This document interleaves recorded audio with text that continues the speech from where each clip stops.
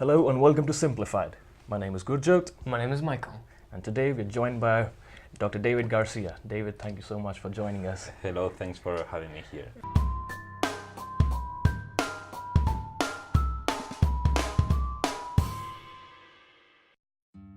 So what do you do and why is it cool? In 30 seconds. Oh, in 30 seconds, okay. We call it computational social science, and what we do is that we analyze human behavior through digital traces in a way that we can see large scales and very detailed resolutions that we couldn't see with experiments or so. Okay. Could you start off by giving us some examples of the work you do? So, for example, well, I would say that we have studied the resilience of online communities, or how people run away from a website and they start using something else. Like instead of MySpace, they use Facebook. Yeah. And that's something that, yes, social scientists were wondering how people leave the community and go to another one. What do you mean how, like the reasons they do it? Exactly. So what motivates them to stay active and what drives them to be active somewhere else?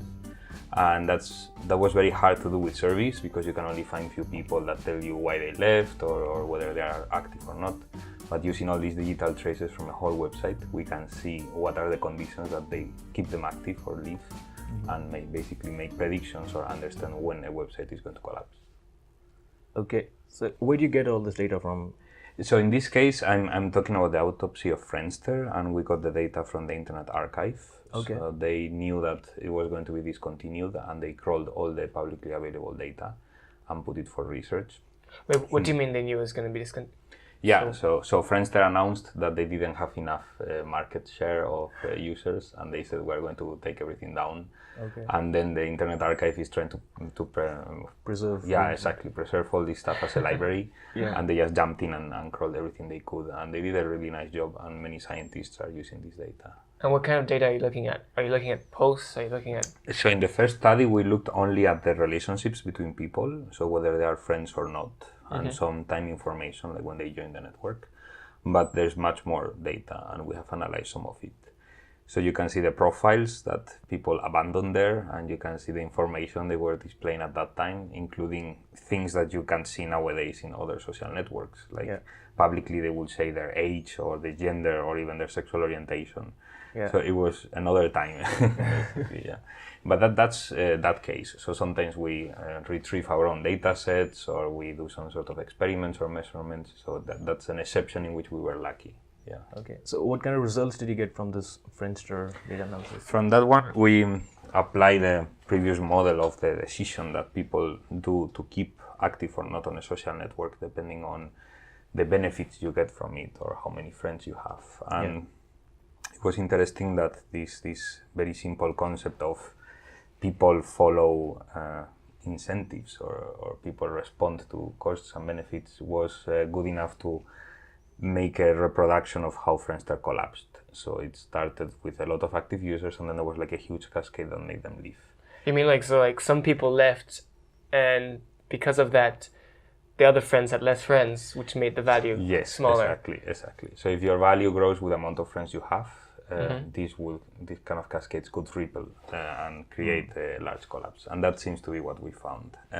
It was very good because it also opened a lot of questions, and it helped us to point to things we didn't understand, and that drove further research. So it was more, I would say, more than having findings, it opened a lot of questions, and that's probably the best kind of research and the hardest to make. Yeah. So people, is this, you saw this for Friendster, is this same for all social networks? Or? So that's a very good question. So the motivations and the benefits that users get from a social network don't need to be the same and don't need to work the same way. So for example, in that case, we compared it with other social network datasets we had at the time, like some data from ORCAT, from LiveJournal, a bit from Facebook. But it's a bit simplifying to assume that this kind of motivation function or these benefits and costs are the same in all the social networks. Yeah. And the costs change differently depending on the platform redesign or if the technology works well or not. So I think if someone wants to use this to evaluate the health of their social network, they should make the study to measure these kind of benefit functions and really try to prevent it from collapsing. Yeah. All this data that's just publicly available, of course has some repercussions, because there's of course this entire idea about just based on the metadata available, you can kind of connect the dots and create an entire profile about the person. So did you also look into that? Yes, so that's the second study we did on Friendster data. So because there we had all these profiles that were abandoned over time, we can see how Friendster evolved, and we can kind of roll back time and see who was in Friendster and who was not in Friendster yet at that time. So we wanted to evaluate this idea that online social networks can create shadow profiles, which is inferring information from non-users by the information that the users leave. And going over time, we could see that Friendster could have predicted this information that was private about non-users at that time, if they had access to these connections to users outside. And nowadays, when you install the Facebook app, for example, on your phone, you are sharing your contacts with Facebook, and then Facebook can see your friends who are not on Facebook through your app, and can make inferences on these people. So we have evidence that it is possible to make shadow profiles, not that they are being made, but the technology is allowing that. But by shadow profile, basically you mean predicting what his friends, like a person's friends, are like? It's more like predicting one person from the friends of this person. So you pull information about one individual who is not in the social network from different friends that are in the social network. So imagine that you're outside Facebook or Google or anything. There's many pointers at you from people inside, and by leveraging on where they are or who they are or what they do, they can tell a lot about you. Can determine his name, his age, his... They can. So we have good evidence for they can infer your sexual orientation very well, and they can tell your marital status and your age, and we're evaluating for your location. And I think the problem is not exactly what can be inferred, but the general concept that something can be inferred. Exactly, and this idea that individuals have control over their privacy, and you can install some sort of a data butler that prices your data and sells it here and there, doesn't really work, because you don't own your data. You share it with the people you interact with, and this can be used against you if nothing else protects you, basically.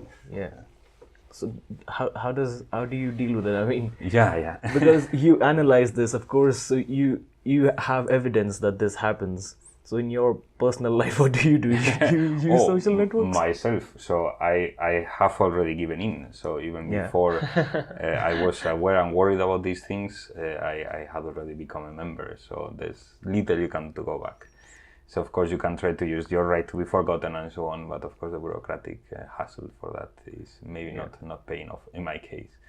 I would say that, I mean, we have evidence that it's possible, and the whole Facebook story on when there was a leak and they noticed they were filling the phone numbers from other friends was definitely worrying. And what highlights is that maybe it's not enough to take their word of these companies in what they do or what they don't. What we need is something else if we are talking about a fundamental right, like the right of privacy. What is the solution is something that is up to question. So some people go more for regulation and having some sort of state agency that monitors what it's done, and it might be very hard to implement at this point. Some other people go more for like data cooperatives, and the users have their own data and can use it freely and so on. So there are some alternatives. Which one will work is a matter of time, I guess.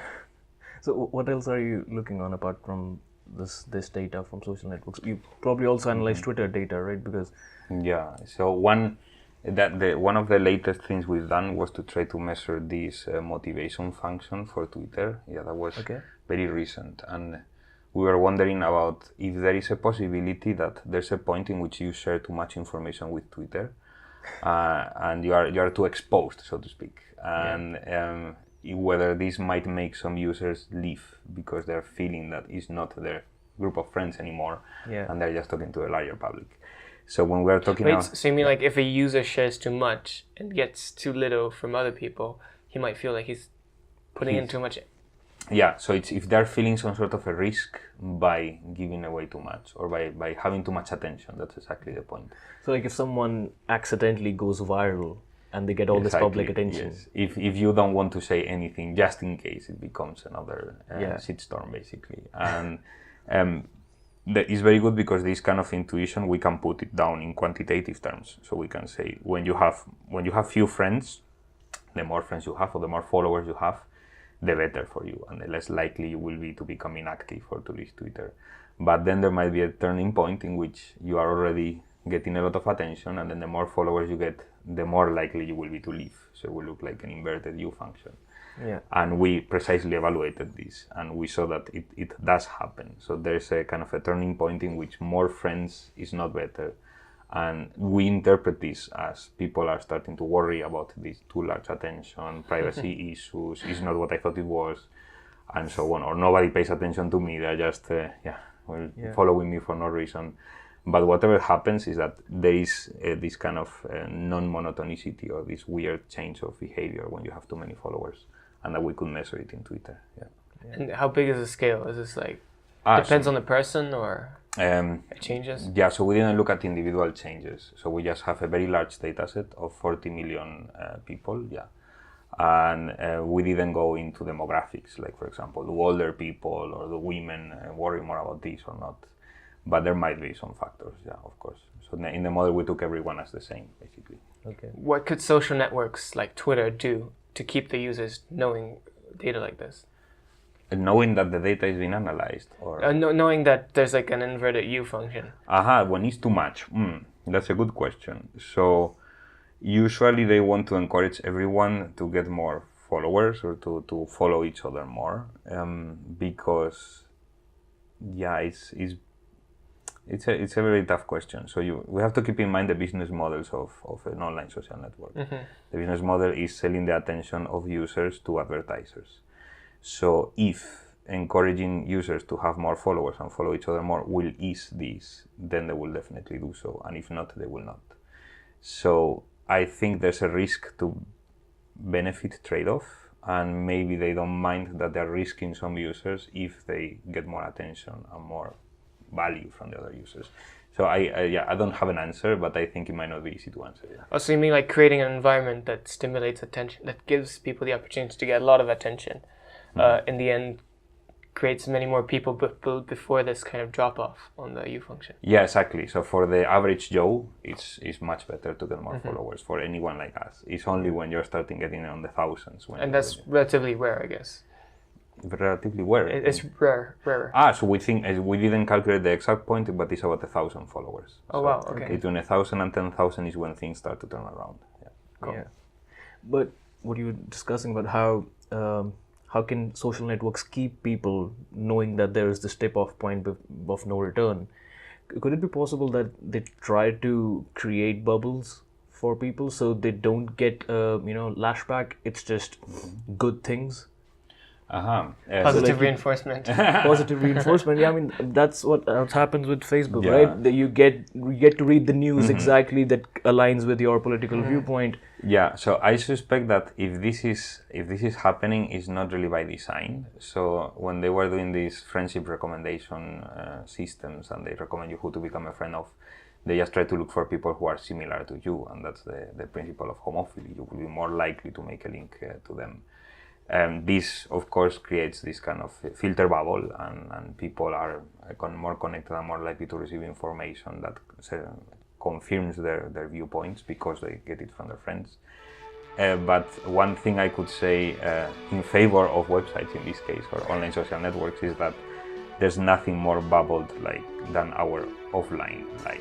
Like when we were living in a town and everybody agreed with us, and what we say a pre-modern society was a bubble society, and what's happening is that we're becoming aware of this, and we are seeing in the data and in the people's behavior exactly what's happening. So I would say more that it's helping us to know that we have a problem rather than creating a problem. And the real problem is that it's not solving the problem, and that we need new mechanisms that might help to overcome it. So I imagine even in a university environment like here, we're also in an offline bubble and an online bubble. I totally agree. So, ETH is a bit better because we're really in the urban campus and we're mixed with the rest of the city. But in other universities that I have visited for like a week or so, they live completely in a bubble. I remember being in a very international German university, And I was talking to the students, and they never met German people. I said, like, Wow. so did you ever meet a German person? And they said, yes, there was a drunk guy in the train the other day. It was, so they were really in their own intellectual bubble. And at least myself, I prefer not to be in that kind of intellectual bubble, because it creates some group thinking, and you live in this picture of the university student sitting on a patch of grass and talking about the future. So you're saying that offline lives are possibly the root cause for why we see filter bubbles on the online space as well. Is that a good relation to draw that away from keyboard is not that different from online? Yes, so I will say so, yes. So if we have filter bubbles offline, we have them even stronger than online. So at least online we have the chance to get away. We just don't do it because we are lazy or whatever. We were happier in the bubble. Some people will say, okay, mass media was helping us to break that bubble when we were offline. So that was the equivalent of breaking the bubble. But just mass media is becoming another kind of bubble. So they're also selling your attention, and they're trying to manufacture consent and so on. So I don't think mass media has been the solution. And if it had been the solution, we would have already not have this problem at all offline. So I think it's a matter of design and of time that it gets solved. Whether online social media make money out of this being a bubble is another question. So the polarization and the people fighting with each other across these bubbles might bring attention and bring precisely Also, it might capital actually be a good thing to put people against against each other. Yes. But that could possibly be short-lived. Exactly. So for how long will it survive? And if people will get tired is a question. And that again brings to this kind of too many followers, too much attention might be bad because they're not your real friends, and then you're fighting too much. So whether it is sustainable is something I doubt. Yes, I don't think it is. Could this create like stronger bubbles if you expose people to different viewpoints? Like it reinforces their own opinion. So there's this there's some psychological effects that when you're talking to someone who has an opposite view of yours, if you're presenting facts that are really radical against the view of the person, they don't tend to converge, they tend to reject them and go more into their views.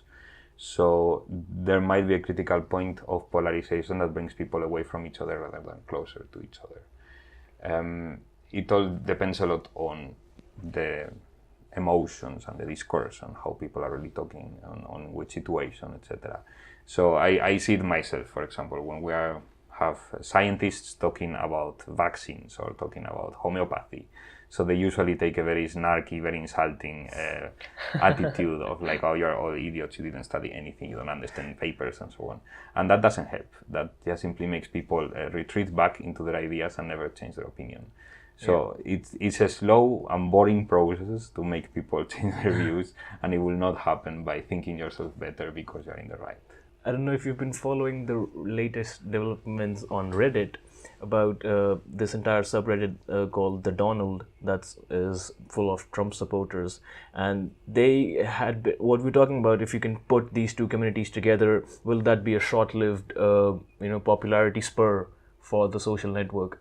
And I think that's kind of what happened with Reddit from what I saw, because the rest of Reddit was always at war with these Trump subreddits, and that lasted a couple of months. And last week, the Trump subreddit kind of isolated themselves. They made themselves private, and now they're saying they're going to leave Reddit and move to some other social network. So, So it might be short-lived. At least, I would say individual cases of polarization, like Trump as a topic, they are short-lived. But the dynamics of people fighting about stuff as some sort of a fluctuating thing, it might stay longer. Yeah, I wouldn't say it's necessarily one thing. Yeah. Okay. And when you look at comments online, it's mostly what you come across is just hate speech. Even if it's a nice YouTube video of, I don't know, a kitten or a puppy or something, there will always be some dislikes and some snarky comments about it. And so do you think that's kind of like a polarized view of humans? Because we just established that what we do in real life is kind of a precursor to what we do online. But people like the entire trolling behavior, because online this slight veil of anonymity gives you this open sphere where you can just go to anything. Yeah. So do you think the analysis that you do is kind of not entirely representative of what's the truth? Okay, what I would say is that our introspection as users is not really representative of what it really is out there. So when you see a puppy video, it's because probably you don't upload puppy videos and you just ended up watching this thing that has nothing to do with you. Yeah. And the pathways we follow into looking at this content are very different from what will be offline, that will be just talking to your friends. And this creates these negative reactions once in a while. And this is what we call the burst of the filter bubble. So the person that created the puppy video created it within the bubble of puppy friends, and everybody loved it. And then there's like this guy who's not interested in puppies. He just loves cars or something. Exactly. So then suddenly it becomes too notorious. It breaks this bubble, and then people who don't like puppies or don't care about puppies or directly hate puppies then find out this puppy video, and then there's a backlash of negativity. So the filter bubble has this second phase, so to speak. It's not only that you get information that you like, but that sometimes you will get information you really dislike from the other side of the bubble. And that is what creates this negative reaction. How can you all like this so much? Does it kind of like create like this surprise, like, whoa. Yes, why is this crap here? That's what you read. Why are these people doing this? Yeah, there's one comment you always see in YouTube videos, why was this in my recommended list? Exactly, yes. So why the hell is this so important? And this is basically a natural surprise defensive reaction. You see something that you're not used to, and your instant reaction is a defensive one. So I would say that, of course, anonymity is allowing this, and you don't have the costs of saying this face to face. But it's something that it seems to be pretty natural and that we pay a lot of attention to. So what happens is that in these cases, we have a lot of people saying a lot of negative stuff and seeing the negative stuff of others. So that creates a sampling bias in which our perception is that things are very negative and everybody's a troll.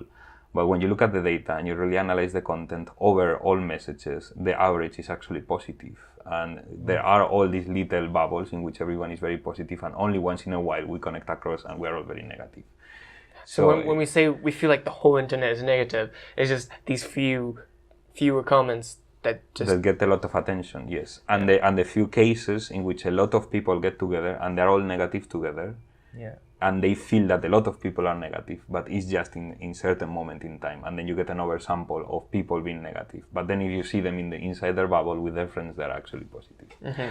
So when we look at the data and we don't trust our introspection, and that's precisely the principle of psychology, of doing some experiment and analyzing something rather than trusting our intuition, is that, to my surprise also, people are indeed more positive than negative in general. Yeah. Okay. Could you guide us through your process? I mean, how do you come up with an idea of what you want to research on, and what's the process? So the process I would like to follow, or I think is the right process, starts from social science, so from a theory that has basically observed some behavior or some phenomenon and formulated some hypotheses and principles that explain this, and then we transform those hypotheses into something that is quantifiable and testable, and then we look for the data that will help us online to test this theory and find out if it really works, if it doesn't, in which situations it does, and so on. So that's the best case scenario, and which I try to put my effort to do so. Sometimes it doesn't work so simply. So sometimes we have new phenomena online that they don't have a theory that tries to explain them, and we analyze them before we have a theory. So we go kind of backwards in a first data then theory way, which is not so sustainable. And I hope that social scientists take over and then start producing theories about it. And in other cases, I mean, not myself, but the field also goes too much into attention economy also, and then whatever might grab people's attention now is what gets some data off and so on. Yeah. So do you think the work that takes place in computational social science is in isolation of psychology or sociology, or does it always work in tandem? Because it kind of doesn't make sense if you analyze data and then you don't connect it to actual sociological studies or psychological studies, because then it doesn't make sense. It's just in isolation, yes. Yeah. So there has been a little fad of data-driven studies, that they are called, and you just grab some cool data, make some plots, and do some statistics, and tell a story about it. And that's fine for an exercise, but this doesn't construct a scientific community and a real body of scientific knowledge. So of course the best is if you see and you're analyzing motivation, you go to the motivation literature, you spend your month reading boring psychology papers you never read before, and then you come up with some actual question. That's the hard thing. It's starting to happen, and I think the whole field of computational social science is maturing, and people both in the data analysis part are being more serious about interpreting things in the right way, and people in the social sciences are starting to pay more attention and use some online data sets in a better way even than in computer science. So there is a convergence, and I think there's a silver lining out there. We made many mistakes as a community, exactly, as a scientific discipline, but the key is to learn from those mistakes and only make it better later.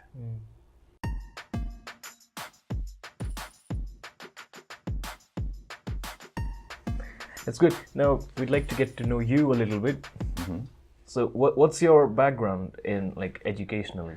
So I did a bachelor's in computer science in Spain, and then I came here to ETH to make a master's in theoretical computer science.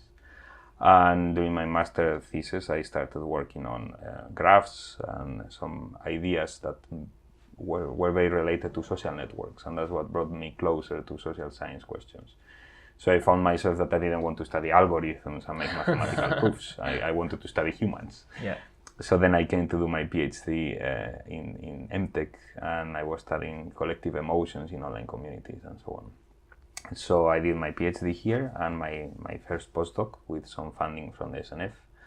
And well, now I'm about to leave, actually. In September, I'm going to Vienna to start my own research group there. So Congratulations. Thank you. Start your own research group. Yes. I got a huge grant from a very nice foundation in Vienna. So I have funding for PhD students and postdocs and so on. That's so amazing. Yeah, and I'm really lucky and really privileged. And I will do my best there. So for the next few years, I will definitely be in Vienna and doing this kind of research. Yeah. Are you going to continue this research that you established here, kind of? In a similar vein, yes. So and then I will be completely independent researcher, so I will do things pretty much my own way. Yeah. Cool. So what was your motivation behind moving from theoretical computer science to social science? I mean, was it just it felt more interesting? So I noticed it at some point that I was trying to do that all the way along. So I didn't notice exactly. So I found I had to give a talk at a seminar about a very nice way to solve a theoretical problem and so on. And I found myself trying to argue why we should solve this problem and make like the real life implications. Yes, so making an example of where this will apply in a factory or whatever.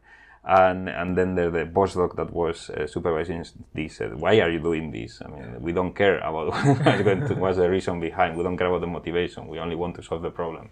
And then I found, okay, there's a problem here. I was very happy. I learned a lot, and then I thought, this is not what I want to do. Okay. So I want to really understand the motivation and solve problems that have a meaning and that drive us somewhere. So there are different ways of doing stuff, and what they do is wonderful, but it wasn't what I wanted to do. How has reading mounts of psychological studies and doing all this data analysis affected your own personal life and your way of thinking? Aha, okay, good question. So there was a time in the beginning in which people were starting to claim that I was a bit too analytical of their behavior, but that I thought that was wrong. I wasn't trying to understand them. I was just simply using a little bit of a different language when talking about what we do, and that was what was creating the misperception of my friends and colleagues that I was being more analytical of what they, like trying to uncover their motivations rather than... So in a way, when your friends say, I put this photo online for likes, you say, well, that's because that maximizes your utility function. It was a bit like that, yes, exactly. So I wasn't really trying to say you are worse because you do this, or trying to demystify their motivations. I was just talking with the same things, but I was suffering to use the different terminology.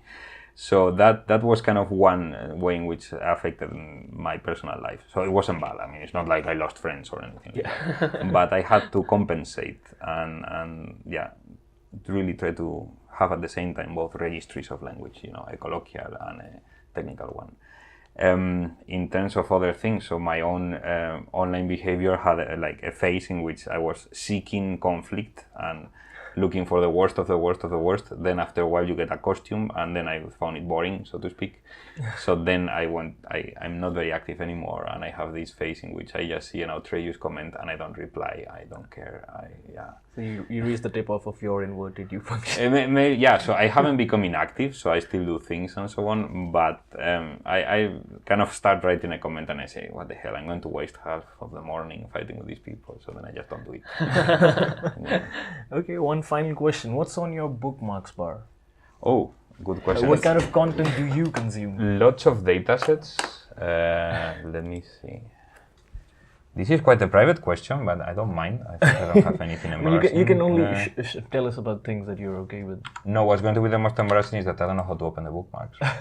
Well, you can... F11 here? No. No, if you go F10. in the bookmarks. Here. Yeah. Yeah, because I have this hidden. So bookmarks. So you have like Reddit, everything you ever wanted to know about it. Reddit scraper, Reddit archive. Okay, lots of. What's everything you ever want to know about it? Let's see. It's like a subreddit. It's a 404, so the page is not there anymore. So this is some article about Reddit. Yeah. Oh, okay. Yeah, So you save articles? Yeah, sometimes, yeah, I see interesting articles and I save them. I mostly use it for resources. So maybe we can go to show all bookmarks. So for example, I find a really interesting data set, like the first one you find, Internet Archive. So I have something I found and then I visit it later when I think I have a question. Do you like that when you just doing things online, you find a very interesting data set, you just save it, well, maybe someday I will have a question for this. Yes, exactly. Okay. So I see it as there's an exploration of data and we just need to have the map of what is what. Yeah. And then once we have the question, when we go back to the data and see if we can test it. That's kind of what this shows. So other things, not a lot. Cheap dentist in Switzerland. That's an oxymoron. More data sets. Yeah, I think that was scam. Some articles like about data. So articles that contain data sets that I found interesting. Erased tweets by politicians and a data set of erased tweets. Yeah, it's all data, I'm sorry. Are there specific websites with, for example, newspapers or magazines or just specific media content that you consume regularly? So the most regular one I consume is a Spanish version of Reddit. So it's not exactly... Spanish Reddit? Yes, so it's not exactly the same. So it's more like a news aggregator in which it has a front page and it's supposed to be newsworthy content. So it's not so fractional as Reddit as sub-communities that talk about stuff. It's more like Dig used to be. Like really you try to have one central thing. And there has been subject of research by other people. It's very interesting, and that's kind of my newspaper or my only news source. Is sufficiently short not to overload me, and it's just check it a couple of times a day, like when I wake up and sometime in the afternoon, and I already get content that is both newsworthy in terms of what happens, like if there's a terrorist attack, you see it there, and so on, but also serendipitous enough to have things about ancient Rome or some interesting funny content somewhere, some data set somewhere happens sometimes. So it's my filter bubble, so to speak. There's many nerds like me around Spanish-speaking world, and they have this central source for what we think is important. Yeah. Do you think this language creates another filter bubble? Because you're reading international news, but because it comes with this layer of being in Spanish, it kind of creates a bias in the way things are presented. So it definitely has a focus to Spain, so not even to the Spanish-speaking world. It's mainly Spanish people who use it. So I think there is a bubble, but there shouldn't have. It didn't need to have one. Okay. So when I see the content, 90% of it will be relevant for anyone. All right. It's only about 10% that is about Spain. So we could have had something like that in Dig or so on, but it just didn't happen because it didn't emerge. People didn't get together to make a Spanish-speaking news subreddit or something like that. So if there's a bubble, it's accidental, and I think there is one. Yeah, and exporting these kind of news sites will be much better to have it in English, and I will be really happy to have it in English. Slashdot and so on try to be similar, but they become too focused and too group thinking and too nerdy, I would say. So there's nothing as general as this in English for me. Yeah. What's it called? It's called meneame, so it means something like shake it when you're trying to attract the attention about something. And of course, it has, like any online community, has many problems and many crises and so on. But still, it survives, and it's not perfect, but it is something that is relevant enough for me. Okay, thank you so much, David, for joining us. It was so much fun talking to you. A pleasure, yes, it's been a lot of good fun. luck with your next steps in Vienna. Thank you, thanks a lot, bye. Thank you for listening. If you liked it, we'd really appreciate it if you shared it and gave us your feedback. We publish a new episode every week. For more details, visit our website simplified.xyz.